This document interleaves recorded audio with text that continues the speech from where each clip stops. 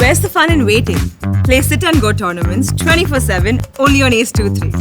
This game involves an element of financial risk and may be addictive. Please play responsibly and at your own risk.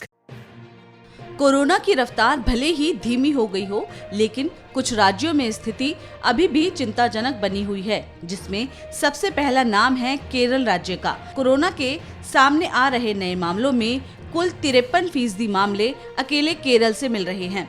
बात की जाए बीते 24 घंटों की, तो इस दौरान 13,451 नए मामले सामने आए, जिसमें अकेले केरल से ही कोरोना के 7,163 नए मामले सामने आए हैं। त्योहारी सीजन को देखते हुए केंद्र और राज्य सरकारों ने सख्त दिशा निर्देश भी जारी किए हैं। वहीं बात की जाए पश्चिम बंगाल की, तो यहां कोविड के चलते दक्षिण 24 परगना जिले के सोनारपुर इलाके में 3 दिन का लॉकडाउन लगाया गया है, ताकि कोरोना की बढ़ती चेन को रोका जा सके।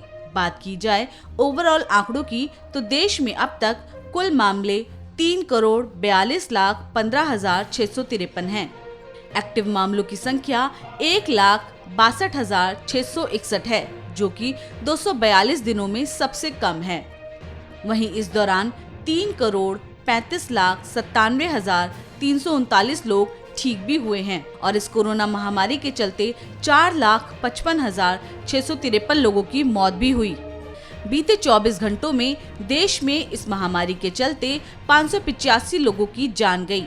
वहीं इस दौरान 14,021 लोग ठीक होकर अपने घर भी गए। रिकवरी दर वर्तमान में 98.19% है, जो मार्च 2020 के बाद से उच्चतम है। पिछले 24 घंटों में 14,021 लोगों के ठीक होने से कुल रिकवरी बढ़कर 3,35,97,339 हो गई है। भारत का सक्रिय केस लोड 1,62,661 है। पिछले 33 दिनों के लिए साप्ताहिक सकारात्मकता दर 1.22% है, जो कि 2% से कम है। वहीं पिछले 23 दिनों के लिए दैनिक सकारात्मकता दर 1.03% है। अब तक किए गए कुल कोरोना टेस्ट 60.32 करोड़ हैं।